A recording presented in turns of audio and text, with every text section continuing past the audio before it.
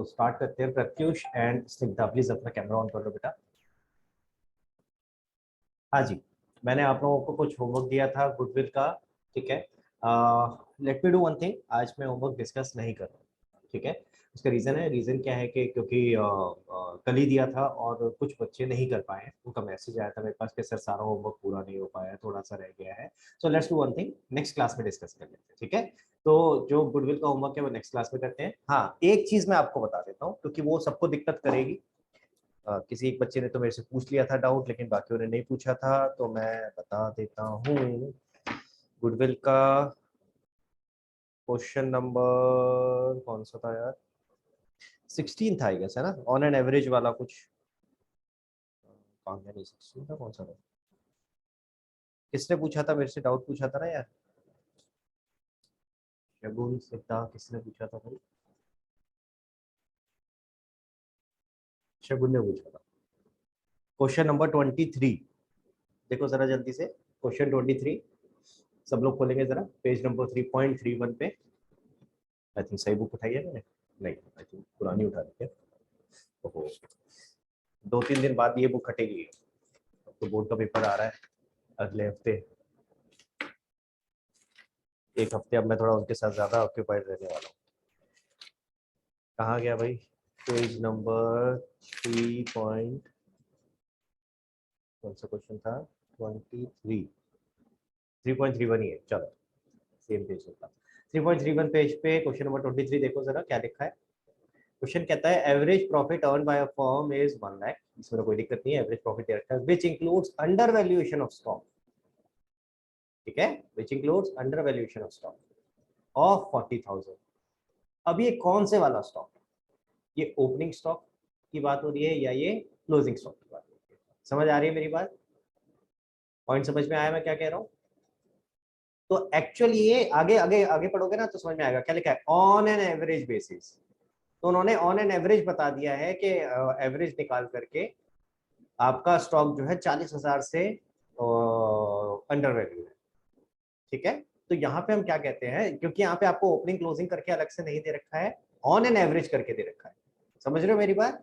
ये किसी एक पर्टिकुलर ईयर का नहीं बता रखा, अगर आप ध्यान से देखो 2012 में, 2013 में, ठीक है। तो दो चीजें यहाँ पे आपकी अगर देखोगे तो दो चीजें यहाँ पे नहीं दे रखी, आपको ओपनिंग या क्लोजिंग नहीं बोला हुआ है और आपको किसी पर्टिकुलर स्पेसिफिक ईयर का नहीं बोला हुआ है ना। कैसे बोला हुआ है? ऑन एन एवरेज बोला हुआ है, ऑन एन एवरेज 40,000 से जो स्टॉक है वो अंडर वैल्यू है। तो ऐसे केस में क्या करेंगे? ऐसे केस में जब आप एवरेज प्रॉफिट निकाल लोगे, जो भी आपका प्रॉफिट बाकी सारी एडजस्टमेंट करने के बाद आ जाता है, आप उसमें ये एक एडजस्टमेंट करोगे आखिरी, ठीक है। तो उसमें एडजस्टमेंट क्या करोगे? मान के चल रहा हूँ कि ये ओपनिंग स्टॉक की बात हो रही है, तो जो ओपनिंग स्टॉक की एडजस्टमेंट होती है ना, जो ओपनिंग स्टॉक की एडजस्टमेंट होती है, अगर अंडर वैल्यूड है तो जो एडजस्टमेंट होती है वो होगी, अगर ओवर वैल्यूड लिखा होता है ओपनिंग स्टॉक का तो जो ओवर वैल्यूड में होती है वो। क्लियर हो गया? तो जब भी आपके पास क्वेश्चन ऑन एन एवरेज करके बोले, ठीक है, तो आपने क्या मान के चलना है? कौन सी एडजस्टमेंट होनी है? ओपनिंग स्टॉक पर। क्लियर हो गया? ठीक है। और क्योंकि ये किसी स्पेसिफिक ईयर के लिए नहीं है, तो ये कब होगी? जब बाकी सारी एडजस्टमेंट हो चुकी है, आपने एवरेज निकाल लिया उस एडजस्टमेंट करने के बाद, उसके बाद।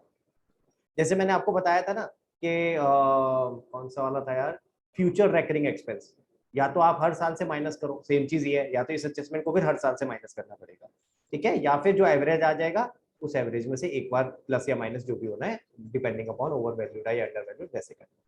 क्लियर हुआ गाइस? फिर से रिपीट कर रहा हूं, क्या करना है आपने? जब ये लिखा ऑन एन एवरेज बेसिस, ठीक है, तो आपको उसको ओपनिंग स्टॉक की एडजस्टमेंट मानते हुए चलना है। तो जो ओपनिंग स्टॉक की एडजस्टमेंट होती थी अंडर वैल्यूड या ओवर वैल्यूड की, वो कर। हाँ सस्ती। सर मैंने इसको दोनों तरीके से किया था, ओपनिंग स्टॉक से भी क्लोजिंग स्टॉक से भी, तो आंसर सही क्लोजिंग स्टॉक से आया है।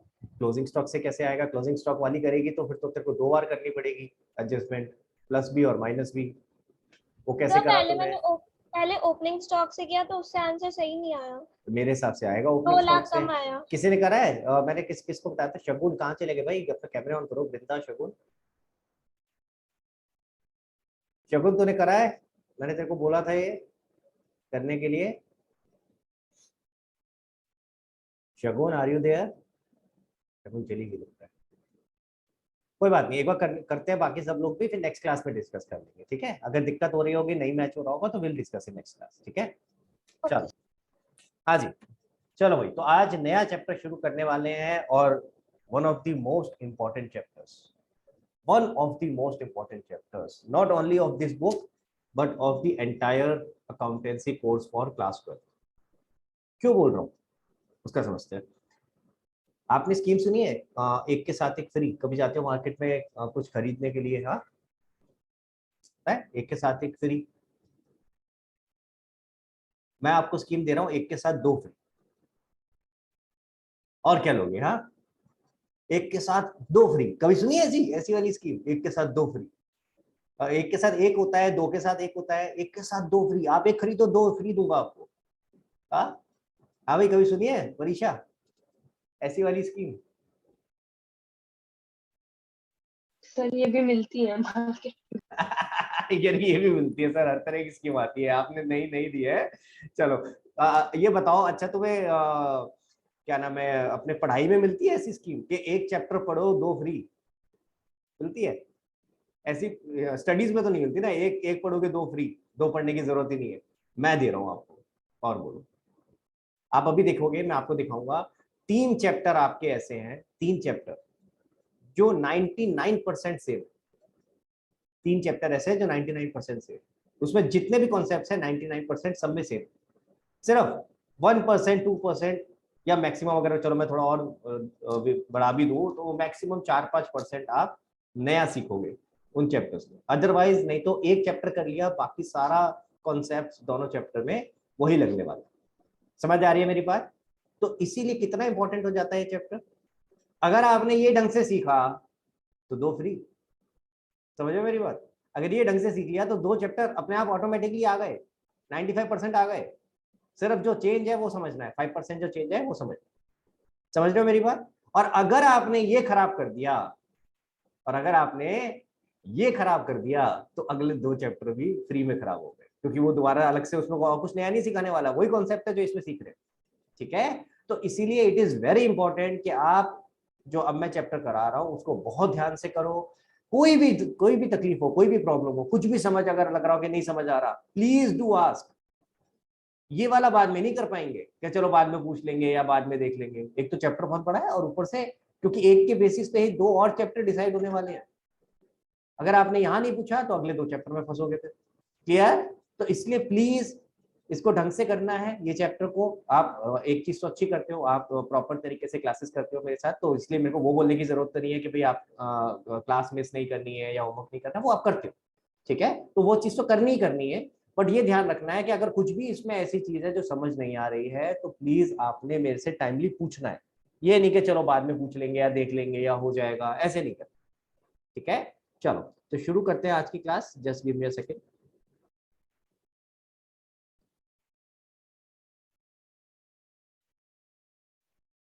हाँ जी,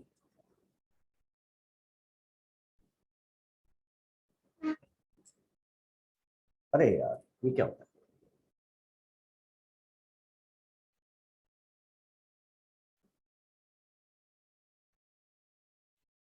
जस्ट अ सेकेंड, मैंने स्क्रीन शेयर करी आप लोगों के साथ? नहीं करिए?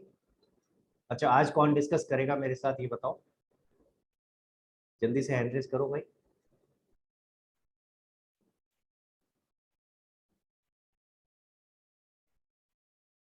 ओके, सो चूज तो मुझे करना है, जिसने हैंड रेज किया उसमें से करूंगा या जिसने नहीं किया उसमें से करूंगा, फर्क क्या होता है ना? क्यों भाई? चलो आज आज परीक्षा को चूज करते हैं। परीक्षा ने हर बार परीक्षा सबसे पहले हैंड रेज करती है और हर बार मैं किसी और को चूज कर लेता हूँ, तो वो ऐसे कह सकती है ये गलत बात है, मुझे चूज नहीं करते हैं। तो कोई बात नहीं, आज परीक्षा के साथ डिस्कस करते हैं। लेकिन नेक्स्ट टाइम फिर से मैं बता रहा हूँ, इट हार्डली मैटर्स कि कौन हैंड रेज कर रहा है कौन नहीं कर रहा है। पता है इससे, पता है मैं क्यों आपसे पूछता हूँ? सिर्फ इसलिए पूछता हूँ to see your confidence level, कि कौन मेरे साथ डिस्कस करना चाहेगा, कि कौन इंटरेस्टेड है उस चीज। तो थोड़ा इंटरेस्ट बनाओ भाई। फंसोगे तो तुम वैसे भी फंसना होगा, किस्मत खराब है वैसे ही फंस जाओगे यार, तो उससे फर्क नहीं पड़ेगा। चलो स्क्रीन दिख रही है गाइस? स्क्रीन दिख रही है आप लोगों को? ओके, सबसे पहले अपनी बुक खोल लो सर, जल्दी से बुक खोलो और इसमें इंडेक्स निकाल लो। अब इंडेक्स का पेज नंबर मत पूछना मेरे से, ठीक है? इंडेक्स निकाल लो भाई। ठीक है, मुझे याद है एक बार मैं पढ़ा रहा था, मैंने बोला इंडेक्स खोलो, सर कौन से पेज पे है? Like okay, very difficult question to answer. मेरे को इतना नहीं पता तो बहुत मुश्किल हो जाएगा यार। हाँ जी, निकाल लिया सबने इंडेक्स? हाँ जी, देखो पहला चैप्टर खुशी खुशी क्रॉस कर दो, ये तो आ नहीं रहा हमारे पास, ठीक है, बहुत खुश हैं हम इसी को लेके कि ये तो आ नहीं रहा। दूसरा चैप्टर हम कर चुके हैं, तीसरा चैप्टर हम कर चुके हैं, ठीक है, सेकंड और थर्ड चैप्टर कर चुके हैं। मैं अब आपको बता देता हूँ एक के साथ दो फ्री कौन से हैं। 4, 5 और 6 तीनों एक जैसे। 4, 5 और 6 यानी चेंज इन पीएसआर, एडमिशन और retirement. Change in PSR, admission और रिटायरमेंट तीनों एक जैसे चैप्टर्स हैं। और इसके अंदर हम शुरुआत करेंगे एडमिशन के चैप्टर से।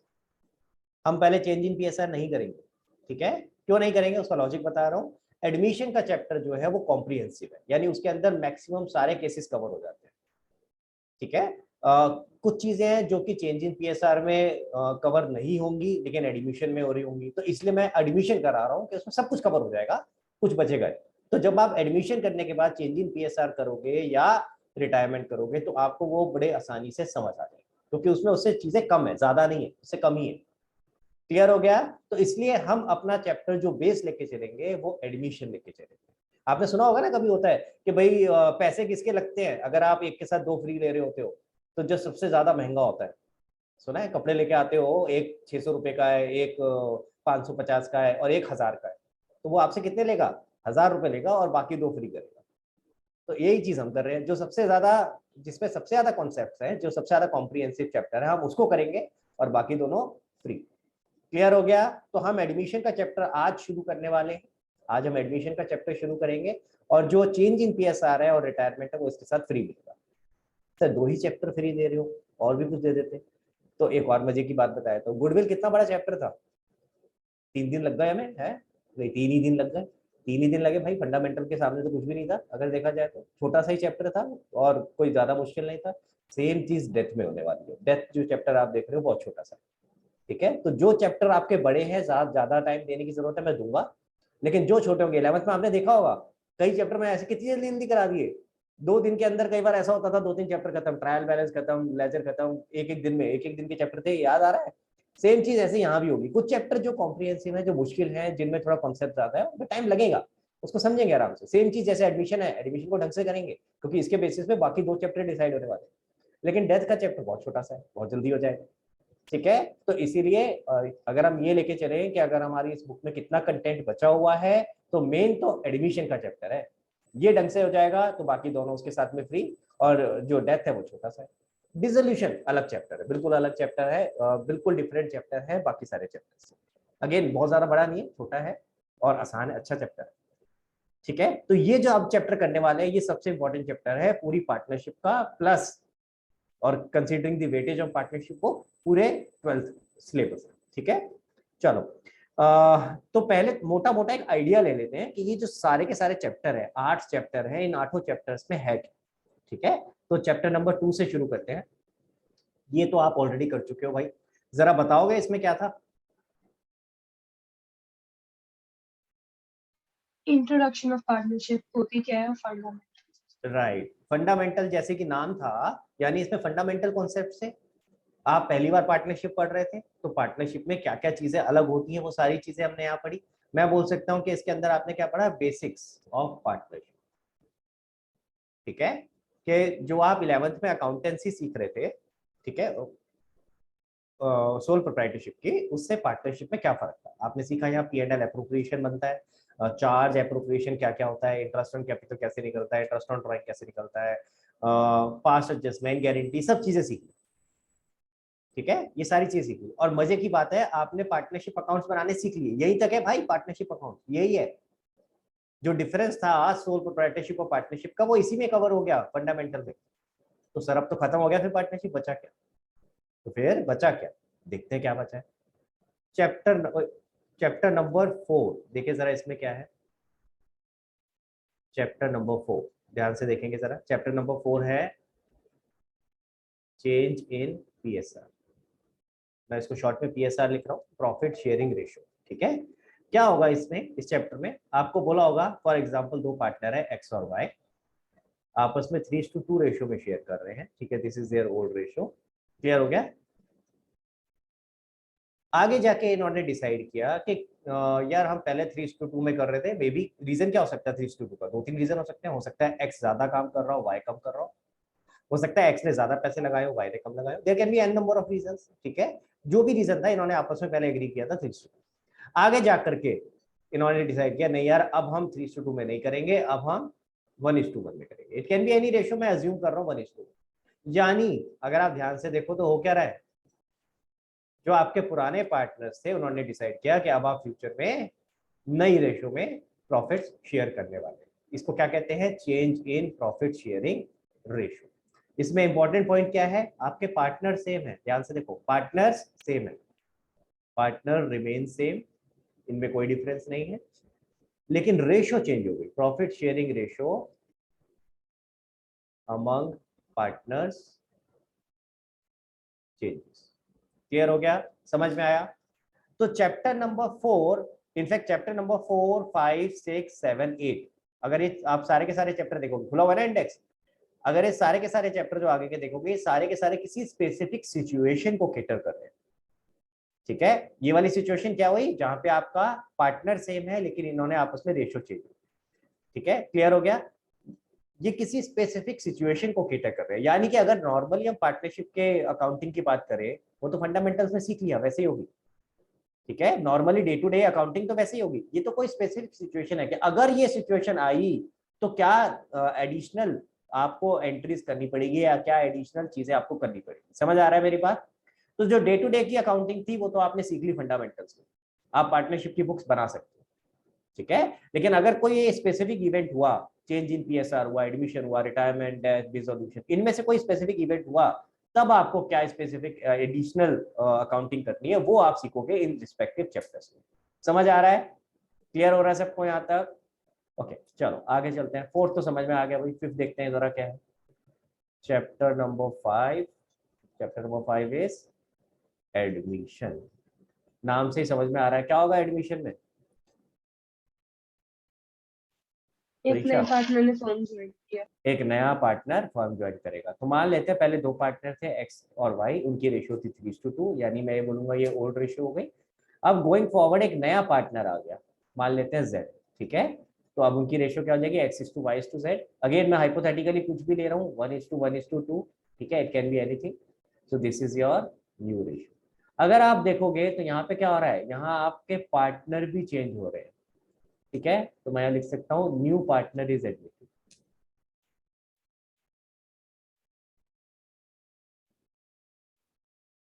और दूसरा चेंज क्या हो रहा है, प्रॉफिट शेयरिंग रेशियो चेंज हो रही है।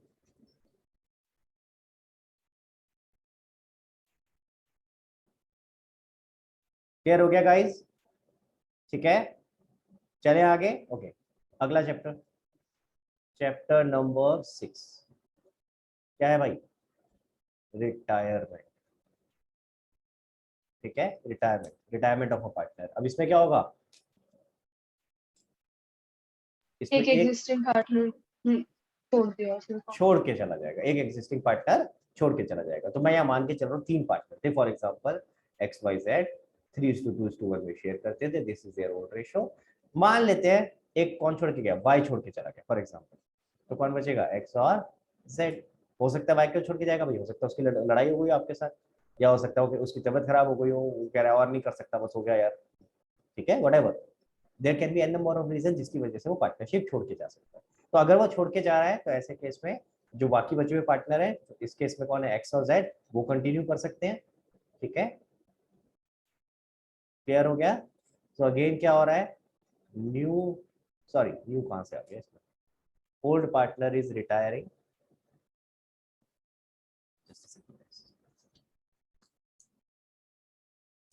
हाँ हाँ जी, वन पार्टनर इज लीविंग,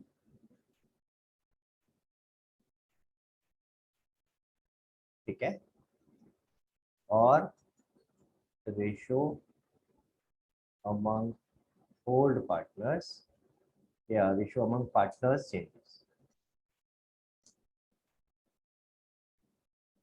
सबको सिचुएशन समझ आ रही है भाई कि हर चैप्टर में क्या क्या सिचुएशन है। अब पहले एक जो अगला चैप्टर है 7, डेथ, ठीक है। ये पहले चैप्टर 6 के साथ ही कंबाइंड होता था, तो रिटायरमेंट एंड डेथ हुआ करता था। क्यों ऐसा क्यों होता था? क्योंकि दोनों केसेस में हमें छोड़ के जा रहा है। एक केस में अपनी मर्जी से छोड़ के जा रहा है, और एक केस में वो आ गया, ये क्या होता है, वो आता है ना यमराज जैसे, ऐसे कुछ लेके आता है, वो ऐसे डालता है और आपकी आत्मा निकाल के ले जाता है। देखा होगा पिक्चर में, वो ब्लैक कलर के कपड़े पहन के आता है, देखा है परीक्षा? एक कुछ होता है, I don't know what do you call that, क्या क्या बोलते हैं उसको, कुछ एक आगे ऐसे कुछ आई बना डोंट होता है नो व्यक्ति का, इधर क्या है ना? बुलाते हैं हाँ उसे, हाँ हाँ। बट बट देखा है। है ना, इमेजिन हो रहा है ना, ऐसे याद रखना। तो बस डेथ के केस में क्या होगा, यही होगा। दोनों केसेस में पार्टनर छोड़ के जा रहा है, एक केस में अपनी मर्जी से जा रहा है और एक केस में हमेशा के लिए जा रहा है और भगवान ने उसको बुला लिया। तो फॉर एग्जाम्पल इस केस में अगेन मैं मान के चल रहा हूँ कि वाई की डेथ हो गई, तो आपका एक्स और जेड रहेगा, ठीक है? तो ये this was old, this is new, ठीक। Again one partner is living, पर यहाँ क्यों लीव कर रहा है, लिविंग ड्यू टू डेथ, मर गया बेचारा इसलिए जा रहा है, ठीक है? और ratio among partner changes, clear हो गया? सबको समझ में आ रहा है? ठीक है। अभी तक किसी ने एक चीज सवाल, एक भी सवाल नहीं पूछा? किसी के दिमाग में कोई सवाल आ रहा है? नहीं तो मैं पूछूंगा भाई। नहीं आ रहा किसी के? हाँ सच, गुड, पूछो। सर हमने डेथ में तो ये पढ़ा था ना कि उसके बाद डिसोल्यूशन हो जाता है फर्म का। हाँ ये मैं सोचता हूँ कोई बोल ही नहीं रहा यार, सिर्फ डेथ में क्यों, रिटायरमेंट में नहीं हो सकता? सर रिटायरमेंट में तो पढ़ा था कि अगर पार्टनर्स चाहते हैं तो वो कंटिन्यू कर सकते हैं। हाँ तो सेम चीज डेथ में भी होती है, अगर पार्टनर्स चाहते हैं तो कंटिन्यू कर सकते हैं, ऐसा नहीं है कि डेथ के बाद ऑटोमेटिक डिसॉल्व हो जाएगी। देखो ये चीजें कहाँ से पता चलती है, इसीलिए तो बनाया जाता है एक डॉक्यूमेंट जिसको क्या बुलाते हैं, बोलो। इंडियन पार्टनरशिप एक्ट ना ना ना ना 1950। ना ना ना ना ना ना ना ना, वो तो जब वो डॉक्यूमेंट नहीं पार्टनरशिप होता। डीड। Partnership deed. हाँ वो तो तब पहुंचते हैं जब वो डॉक्यूमेंट नहीं होता, पार्टनरशिप डीड नहीं होती, इसीलिए तो वो पार्टनरशिप डीड बनाई जाती है। Partnership deed is a very important document, उसमें सारी बातें लिखी जाती हैं। और मजे की बात बता रहा हूँ, ध्यान से सुनना, उसके अंदर सब कुछ लिखा जाएगा कि अगर कल को कोई पार्टनर एडमिट करना चाहते हैं, अगर हम कोई नया पार्टनर लेना चाहते हैं, वैसे तो ये होता ही है एज पर पार्टनरशिप एक्ट के, हर पार्टनर के पास राइट होता है टू डिसअलाउ या to bar the entry of a new partner, कि भाई आएगा या नहीं आएगा, एक पार्टनर भी मना कर देगा तो नहीं आएगा, ठीक है? बट और भी क्या फॉर्मेलिटीज होंगी और क्या हमें रूल्स फॉलो करने हैं, वो सारे रूल्स उसमें लिखे जाएगा, एडमिशन के टाइम पे, रिटायरमेंट के टाइम पे, डेथ के टाइम पे, सब चीजों के बारे में। समझ आ रही है मेरी बात? ठीक है, तो सब चीजों के बारे में उसमें लिखा होता है कि हाँ अगर एडमिशन का केस है तो क्या हमें फॉलो करना है रूल्स एंड रेगुलेशंस, अगर रिटायरमेंट है तो क्या करना है, डेथ है तो क्या करना है। समझ में आ रही है मेरी बात? अगर पार्टनरशिप डीड नहीं होती तो हम पार्टनरशिप एक्ट पे पहुंचते हैं, और ऐसे केस में आपके पास लिखा हुआ था कि डेथ के केस में डिसोल्यूशन हो जाता है, if I am not wrong, यही था। पर ये कब है, जब पार्टनरशिप डीड नहीं है या पार्टनरशिप डीड में इसके बारे में डिस्कशन नहीं है कि डेथ में क्या होगा। लेकिन अगर आपने पार्टनरशिप डीड बनाई और डेथ उसमें लिख दिया कि अगर पार्टनर मर भी गया, कोई भी पार्टनर मर गया, then the remaining partner would carry on the business of the firm, अगर ये लिख दिया, तो ऐसे केस में अगर वाई मर गया तो एक्स और जेड चलाएंगे फर्म को, ये तो नहीं ना कि उसके चक्कर में फर्म ही बंद कर देंगे। समझ में आई? लेकिन अगर नहीं लिखा हुआ, then you have to go to the partnership d, sorry partnership act, and then as per the partnership act आपको फॉलो करना है जो प्रोविजंस लिखे। समझ में आ रही है मेरी बात? क्लियर हो गया? इसीलिए partnership deed is very important. एक और बात बता देता हूँ, मजे की बात बता रहा हूँ, गुडविल का चैप्टर आप ऑलरेडी कर चुके हो, देखा है उसमें कैसे वैल्यू करते हैं, कितने मेथड थे परीक्षा गुडविल वैल्यू करने के? 5। 5 मेथड, ठीक है। अब जब एक नया पार्टनर आएगा, सोचो इसी का एग्जांपल ले लेते हैं, एक नया पार्टनर आएगा, एडमिशन होगा, ठीक है? तो ऐसे केस में जो नया पार्टनर आएगा मुझसे क्या कहेंगे, भाई तू आ रहा है, हमें गुडविल में शेयर दे, हमने इतने सालों से गुडविल क्रिएट करी है, हमें हिस्सा दे, है कि नहीं है? समझ आ रही है मेरी बात? अब मान लो हम कहते हैं कि हम गुडविल अलग मेथड से वैल्यू करेंगे, दूसरा पार्टनर जो बंदा आ रहा है वो कह रहा है किसी और मेथड से करेंगे, तो झगड़े होंगे ही होंगे। तो इसीलिए क्या किया जाता है, पार्टनरशिप डीड में ही लिख दिया जाता है शुरू में, ताकि झगड़े ना हो। शुरू में लिख दिया जाता है कि भाई अगर एडमिशन होगा या रिटायरमेंट होगा या डेथ होगी, जो भी सिनेरियोज होंगे उनमें गुडविल को किस मेथड से वैल्यू किया जाएगा, पहले ही डिसाइड हो जाता है, ताकि भाई ये झगड़ा ही ना हो बाद में कि नहीं कोई कह रहा कुछ और, कोई कह रहा कुछ और। क्लियर हो गया? Therefore partnership deed is a very important document जिसमें ये सारी चीजें पहले ही मेंशन हो जाती है। क्लियर है गाइस सबको? चल सकते हैं आगे? ओके वापस आते हैं, जो हम बात कर रहे थे, क्या बात कर रहे थे, हम कह रहे थे चैप्टर नंबर 2 था फंडामेंटल, जिसमें आप बेसिक सीख रहे थे, और उसके बाद जो 4, 5, 6, 7, 8 ये सारे चैप्टर्स जितने हैं आपके उन सब में स्पेशल सर्कमस्टांसेस सीख रहे हो। उस सर्कमस्टांसेस में आप एडिशनली क्या अकाउंटिंग करने वाले हो। क्लियर हो गया? तो हमने यहाँ 7 तक सीख लिया, अभी 8th रह गया है। तो एक बात और समझ में आई कि ये जितने भी इवेंट्स हम बोल रहे हैं, एडमिशन, रिटायरमेंट, डेथ, इनमें जरूरी नहीं है कि आपकी पूरी फर्म ही बंद हो जाएगी। ठीक है, इन सारे इवेंट्स में ये नहीं है कि आपकी पुरानी फर्म बंद, नहीं, इन सब में ऐसा कुछ नहीं है, जरूरी नहीं है। इट वुड डिपेंड अपॉन कि पार्टनरशिप डीड में आपने क्या लिखा। So you can still continue the old firm. समझ में आ रही है मेरी बात? With the new arrangement, with the new arrangement. इसको क्या बोलते हैं? इसको बोलते हैं डिसोल्यूशन ऑफ पार्टनरशिप। दो चीजें अलग अलग है, ध्यान से सुनना। डिसोल्यूशन ऑफ पार्टनरशिप और एक है dissolution of partnership firm. Chapter 8 का नाम पढ़ो, क्या लिखा है? पढ़ो परीक्षा, क्या लिखा है? Dissolution of partnership firm. इसका मतलब क्या हुआ कि पार्टनरशिप फर्म डिसॉल्व हो गई, बंद हो गई, खत्म हो गई। समझ आई बात? यानी पूरी फर्म ही बंद हो गई। लेकिन अगर हम बाकी हम बोलते हैं डिसोल्यूशन ऑफ पार्टनरशिप, दोनों में फर्क है, डिसोल्यूशन ऑफ पार्टनरशिप और डिसोल्यूशन ऑफ पार्टनरशिप हो गए। डिसोल्यूशन ऑफ पार्टनरशिप का क्या मतलब है कि पार्टनरशिप की जो अरेंजमेंट थी आपकी पुरानी अरेंजमेंट वो खत्म हो गई। इट कैन बी कि अब आपने नई अरेंजमेंट कर ली है but still continuing with the same firm. जैसे ये वाले केसेस है, ये सारे केसेस जो आप देख रहे हो 4, 5, 6, 7, अगर आप ध्यान से देखो ये जितने भी केसेस मैंने आपके सामने लिखे हुए, change in PSR, admission, retirement, death, इन सब में पुरानी पार्टनरशिप की अरेंजमेंट खत्म। इन सब में पुरानी पार्टनरशिप की अरेंजमेंट खत्म और एक नई अरेंजमेंट शुरू होगी। और क्या फर्म बंद हो गई है? फर्म थोड़ी ना बंद हुई है, हमने आपस की अरेंजमेंट चेंज कर दी। तो इन सारे केसेस को क्या बोलते हैं? Dissolution of partnership. समझ आ रही है बात? ये सारे केसेस क्या है? जहां पुरानी पार्टनरशिप खत्म, एक नई पार्टनरशिप शुरू। यानी पुरानी पार्टनरशिप की एग्रीमेंट या जो भी आपका टर्म्स एंड कंडीशंस थी वो खत्म, अब एक नई टर्म्स एंड कंडीशंस के साथ नई पार्टनरशिप शुरू, लेकिन फर्म सेम कंटिन्यू कर रही है। सबको समझ में आया ये वाला पॉइंट? तो दोनों में फर्क समझ आया, dissolution of partnership and dissolution of partnership firm. Dissolution of partnership का मतलब पार्टनरशिप खत्म हुई है, फर्म खत्म नहीं हुई। ठीक है, जरूरी नहीं है कि फर्म खत्म। जब फर्म खत्म हो जाती है तो उसको क्या बुलाते हैं? Dissolution of partnership firm. Clear है गाइस? ठीक है, तो देखो अब क्या होगा, डिसोल्यूशन ऑफ पार्टनरशिप फर्म में क्या होगा। Chapter number 8,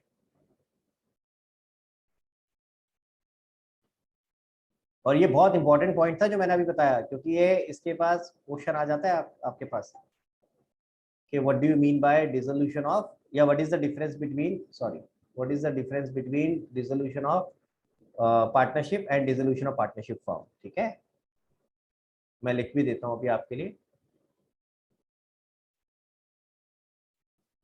dissolution of partnership firm बता रहा हूं पहले, फिर लिख दूंगा। डिसोल्यूशन ऑफ पार्टनरशिप फर्म क्या होगी? मान लेते 3 पार्टनर थे, एक्स वाई जेड। ठीक है, अभी ये सिचुएशन थी, अब इन्होंने आपस में मना कर दिया, एक दूसरे की शक्ल नहीं देखी, तीनों का झगड़े हो गए। हो सकता है आपस में लड़ाई झगड़ा हो गया, भाई पार्टनरशिप में बहुत होता है, बिजनेस में बहुत होता है ऐसा। एक्स ने कहा वाई से मैं तेरी शक्ल नहीं देखूंगा, वाई ने कहा जेड से मैं तेरी शक्ल नहीं देखूंगा, जेड ने कहा एक्स से मैं तेरी शक्ल नहीं देखूंगा। तीनों एक दूसरे की शक्ल नहीं देखेंगे तो काम कैसे होगा भाई? आ रही है बात समझ में? क्लियर? तो अल्टीमेटली क्या डिसाइड किया इन्होंने? बंद करो यार, बहुत हो गया, बहुत काम कर लिया एक साथ मिल करके, अब नहीं हो सकता। तो जब वो फर्म बंद कर देंगे तो इसे क्या बुलाएंगे? डिसोल्यूशन ऑफ पार्टनरशिप फर्म, यानी ये पूरी फर्म ही खत्म। समझ में आया गाइस? मैं आपको ऊपर वो भी लिख देता हूँ, डिसोल्यूशन ऑफ पार्टनरशिप का क्या मतलब था, इसको नीचे कर देते हैं थोड़ा सा। अच्छा, यहाँ एक नोट लिख देता हूँ आपके लिए।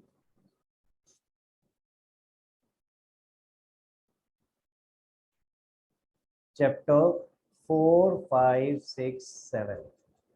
ठीक है, ये सारे के सारे चैप्टर क्या क्या हो रहा है इन सब में? Dissolution of partnership.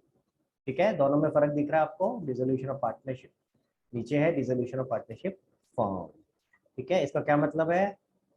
Old partnership is dissolved.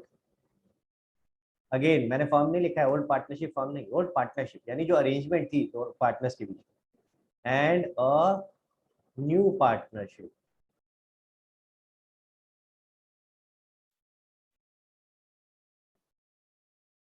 comes into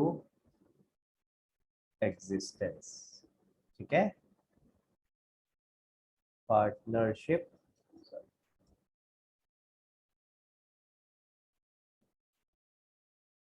firm continuous. ठीक है, समझ में आ गया सबको? फर्क समझ आ गया गाइस? यहाँ तक किसी को कोई डाउट है तो बताओ प्लीज, मुझे एक बार थम्स अप करके दिखा दो अगर यहाँ तक क्लियर है, तो फिर आज बोल चल सकता हूँ आगे। एंड गाइस प्लीज अपना अपना कैमरा ऑन कर लो जिन लोगों के कैमरा ऑफ है।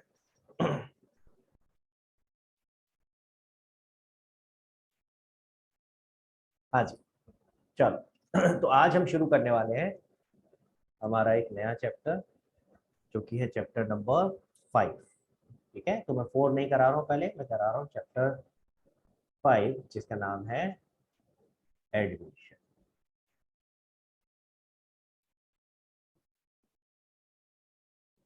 ठीक है गाइस, ओके। तो जरा समझते हैं इसके अंदर हम क्या क्या टॉपिक पढ़ने वाले हैं। देखो भाई, सबसे पहले हम एक टॉपिक करेंगे जिसका नाम है न्यू प्रॉफिट शेयरिंग रेशियो। आपने देखा अभी कि पहले पार्टनर जो थे और बाद में जो पार्टनर थे उनमें आपस में रेशियो चेंज हो रही है। इन सारे सिचुएशन में चेंज हो रही है, चाहे वो चैप्टर नंबर 4 हो, 5 हो, 6 हो, 7 हो। यानी change in PSR, admission, retirement, death, सब में ये कॉमन होने वाला है। रेशियो तो चेंज होने ही वाली है। तो नई रेशियो निकालते हैं, वो कैसे निकालते हैं वो सीखेंगे। और साथ में सीखेंगे गेनिंग सेक्रीफाइस रेशियो निकालते हैं। ठीक है, कि कितना पार्टनर ने गेन किया, कितना पार्टनर ने सेक्रीफाइस किया, और उसकी रेशियो कैसे निकलती है, समझेंगे ये सारा। फिर एक सीखेंगे ट्रीटमेंट ऑफ गुडविल। हमने गुडविल वैल्यू करना तो सीख लिया, ठीक है, यानी कैलकुलेट करना तो सीख लिया कि अमाउंट कितना आता है। अब उस अमाउंट से एंट्रीज कैसे होंगी गुडविल, क्या ट्रीटमेंट होगा, वो सीखेंगे। ठीक है, देन इसके बाद एक टॉपिक आएगा जिसको बोलते हैं revaluation. Revaluation of asset and liabilities. फिर एक टॉपिक आएगा आपका distribution of accumulated profits and losses।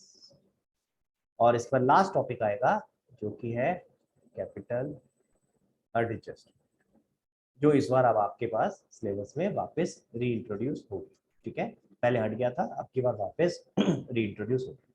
आज जो हम टॉपिक करने वाले हैं वो है पहला टॉपिक इसका, जिसका नाम क्या है, new profit sharing ratio and gaining sacrifice ratio. कैसे निकालते हैं आज ये सीखेंगे, और इसमें क्या क्या सिनेरियोज हो सकते हैं, क्या क्या परम्यूटेशन कॉम्बिनेशन बन सकते हैं, ये सारी आज हम बात करें।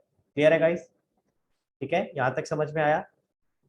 अब इसको समझने के लिए गाइस ध्यान देंगे जरा, इसको समझने के लिए पहले मैं एक आसान, बहुत ही आसान एक एग्जांपल लेके चलता हूँ।